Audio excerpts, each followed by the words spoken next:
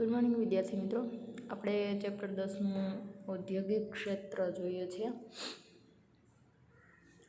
આપણે એના જે પોઈન્ટ છે ઔદ્યોગિક વિકાસ માટે સરકારે લીધેલા પગલાં, તો એના જે 7 પોઈન્ટ છે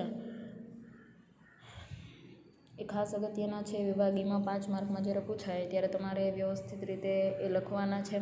દેશનો જે આખો વિકાસ છે, જેને સર્વાંગી વિકાસ કહી શકાય એવું ક્ષેત્ર એટલે એ છે ઔદ્યોગિક ક્ષેત્ર. અને સરકાર એના માટે ઘણા બધા સારા એવા પગલાં, સારા એવા નિર્ણય અને સારી એવી સહાય આપે છે. એટલે પહેલો પોઈન્ટ છે એનો રાજ્યની માલિકીના સાહસો. રાજ્યની માલિકીના સાહસો, જેમાં સરકાર દ્વારા જે અગત્યના ચાવીરૂપ ઉદ્યોગો છે એ ખૂબ જ વધારે પડતી મૂડીની જરૂરિયાત હોય છે. એટલે એના પ્રમાણમાં વધારે પડતું સાહસ પણ કરવાનું હોય છે. ખાનગી ક્ષેત્ર છે આ બધી તૈયારી દાખવતા નથી. એટલે એવા એકમો જે છે એમાં ઉદ્યોગોનો જે સાધન સામગ્રી, રો મટીરિયલ જે છે એ સરકાર દ્વારા પૂરું પાડવામાં આવતું હોય છે. એટલે વધારે પડતા મોટા સાહસો છે એ કોઈ વ્યક્તિ ના કરી શકે. એટલે એના માટે સરકાર જે છે એ સમતોલ વિકાસ થાય એવા પ્રયત્નો કરતા હોય છે. એટલે ત્યાર પછી બીજો પોઈન્ટ છે ખાનગી ક્ષેત્રના ઉદ્યોગોને ઉત્તેજન. હવે ખાનગી ક્ષેત્રનું જે ઉદ્યોગ છે એટલે મીન્સ કે કોઈ એક વ્યક્તિનો પર્સનલ ઉદ્યોગ છે, સરકારનો નહીં પણ એક વ્યક્તિનો, તો એ ઉદ્યોગને શું કરવાનું છે કે ઉત્તેજન આપવાનું છે. એટલે એને સપોર્ટ કરવાનો છે, એને ઇન્સ્પાયર કરવાના છે. ટૂંકમાં એ ઉદ્યોગ વધારે સારી રીતે એને પ્રોત્સાહન આપવાનું છે. એટલે ખાનગી ક્ષેત્રના જે ઉદ્યોગો છે ને એમાં સફળ ચલાવવા માટે એને સરકારની મદદ કરવી પડે છે. નવા શરૂ થતા હોય એવા ઉદ્યોગોને રાહત આપવાની હોય છે. જમીન, વીજળી, પાણી આ બધી વસ્તુઓમાં કર રાહત આપવામાં આવતું હોય છે. આ ઉપરાંત સસ્તું અને પૂરતું ધિરાણ પણ આપવામાં આવે છે. હરીફાઈમાં સક્ષમ બનાવવા માટે સરકારે ઉત્તેજન પૂરું પાડવું, સરકાર એને હેલ્પ કરે છે. સરકારના ઘણા બધા અનામતના જે રખાયેલા ક્ષેત્રો છે એમાં પણ આપણને પ્રવેશ આપે છે. એટલે આ બધી વિકાસ કરવા માટેની તક આપે છે સરકાર એમ. ત્યાર પછી આયાત જકાત એટલે આયાત ઉપર વેરો. સરકાર આંતરરાષ્ટ્રીય કક્ષાની હરીફાઈમાં સ્થાનિક ઉદ્યોગને રક્ષણ પૂરું પાડવા માટે આયાત જકાત નામનું શસ્ત્ર ઉપયોગમાં લે છે. વિદેશમાંથી કોઈ પણ વસ્તુ આપણી વસ્તુ જે છે એની નિકાસ કરીએ તો એના ઉપર અમુક વસ્તુઓનો ટેક્સ હોય છે. તો એ જે ટેક્સ છે, વેરો જેને કહી શકાય, એ ખૂબ જ સારી રીતે સરકાર છે એ હેન્ડલ કરે છે. જો એ ઉદ્યોગ સારો હોય, દેશને આવક આપતો હોય, તો સરકાર એમાં આપણને જે ટેક્સ છે ઓછો કરી આપે છે, અથવા તો ટેક્સમાં ઘણો બધો ફાયદો કરી આપે છે, જેથી કરીને આપણો ઉદ્યોગ છે એ સારામાં સારો ચાલી શકે. ટેકનિકલ કૌશલ્ય અને તાલીમ. ઉદારીકરણ અને વૈશ્વિકીકરણના સમયના સ્થાનિક ઉદ્યોગોમાં જે હરીફાઈ બની રહેલી છે, કૌશલ્ય અને તાલીમ. કૌશલ્ય એટલે આવડત અને તાલીમ એટલે ટ્રેનિંગ. સરકાર ઉદ્યોગના જે ટેકનિકલ અને વ્યવસાયિક તાલીમ આપે છે, એમાં વિશ્વમાં પ્રવર્તી નવી ટેકનોલોજી, નવા પ્રકારની વસ્તુઓ, ઘણી બધી વેચાણની વ્યવસ્થાઓ, જે સેલિંગ સ્કિલ હોય છે, એ બધી જ વસ્તુઓ શીખવાડે છે, એના ગુણ, અને તેમને તાલીમ આપે છે એ લોકોને. એટલે શક્ય હોય એટલો ગુણ એનો ખીલવવાનો પ્રયત્ન કરે છે. સ્થાનિક ઉદ્યોગો હરીફાઈમાં બળવાન પૂરું પાડે છે. પ્રોપર જે આપણા ઉદ્યોગો છે આપણા દેશના, કે જે આપણા દેશ માટે જ વસ્તુઓ બનાવે છે, તો એના માટે ખૂબ સરકાર હેલ્પ કરે છે. ટેકનિકલ કૌશલ્ય અને તાલીમ. આધુનિક મશીનો દ્વારા, ટેકનિકલ એટલે કોઈ પણ એક નવી જે પદ્ધતિઓ આવતી હોય ટેકનિકલ બાબતે, મશીન દ્વારા જે ઉદ્યોગ ચાલતા હોય, અને બધા લોકોને ટ્રેનિંગ આપે છે. એટલે ખૂબ સ્કિલ બધામાં ડેવલપ થાય છે.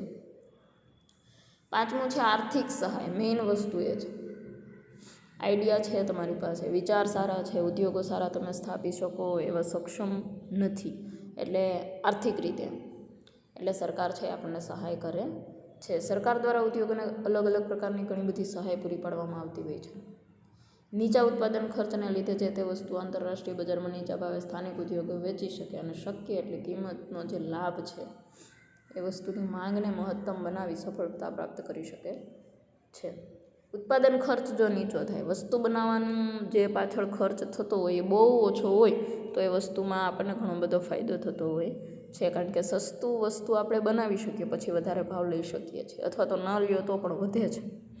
હવે વસ્તુની કિંમત જ એટલી બધી ઊંચી હોય કે એનું ઉત્પાદનનો જે ખર્ચ છે ખૂબ ઊંચો થઈ જતો હોય, પછી એવી મોંઘી વસ્તુ જે છે એ બધા લઈ શકે નહીં.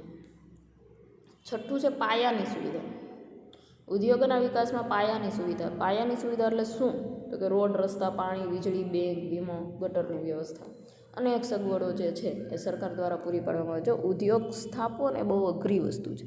તમારે જોવું, માર્ક કરવું કે કોઈ પણ મોટો ઉદ્યોગ છે અથવા તો મોટું એકમ છે, કોઈ પેઢી છે, એ બજાર અથવા તો ગામની વચ્ચે નહીં હોય, કારણ કે એનો સતત કારખાનાનો ધુમાડો, આજુબાજુમાં જે રહેતા હોય એ લોકોને નુકસાન પહોંચે છે, એમાંથી નીકળતું કેમિકલ, એમાંથી નીકળતું પાણી જે છે, ખૂબ ખરાબ વસ્તુઓ જે બધી છે રોગ ફેલાવે એવી, એટલે એને ગામની વચ્ચે કોઈ પણ સિટીની વચ્ચે ઉદ્યોગો ના જ હોય, બારોબાર જ હોય. સિટી પૂરું થાય ને પછી ઉદ્યોગો બધા ચાલુ, ફેક્ટરી, મોટી મોટી ફેક્ટરી હોય એની વાત કરીએ છીએ.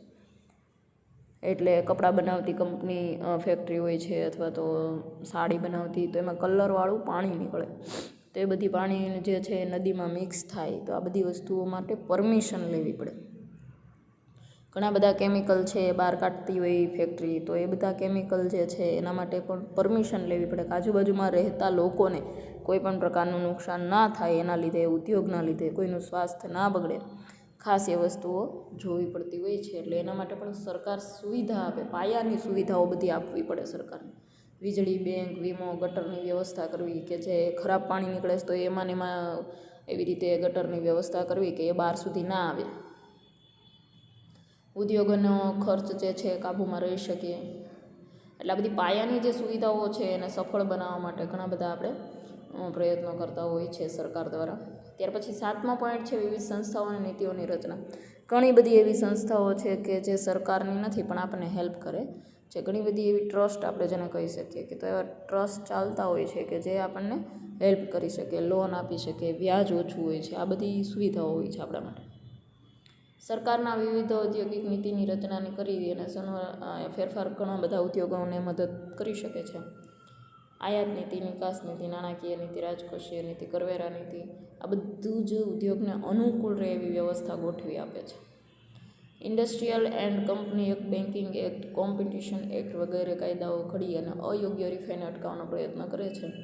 આઈડીબીઆઈ, એસઆઈડીબીઆઈ, આઈસીઆઈસીઆઈ, આઈએફસીઆઈ, એલઆઈસી, જીઆઈસી, આ બધી સંસ્થાઓ છે આપને લોન આપે છે, હેલ્પ કરે છે તમારે ઉદ્યોગ સ્થાપવો હોય ત્યારે. તો આ જે 7 પોઈન્ટ છે એ ખૂબ જ અગત્યના છે. ઉદ્યોગોને તમામ પાસાઓ તરફથી મદદ અને રક્ષણ પૂરું પાડે છે, અને આ જે વાતાવરણ છે એ સારામાં સારું પૂરું પાડે છે. ખૂબ અગત્યના આ 7 પોઈન્ટ સરકારે લીધેલા પગલાં ઉદ્યોગોને ચલાવવા માટેના. તો ખાસ વિદ્યાર્થી મિત્રો યાદ રાખજો, 5 માર્કમાં આ પ્રશ્ન પોઈન્ટ યાદ રાખશો તો બધું છે એ વસ્તુ યાદ રહી જશે. એક વખત વાંચવું પડશે એના, એટલે આ જે વસ્તુ છે એ આઈએમપી છે, ક્વેશ્ચન સારો છે, પૂછાઈ શકાય એવો છે, એટલે ધ્યાન રાખો. Okay, thank you.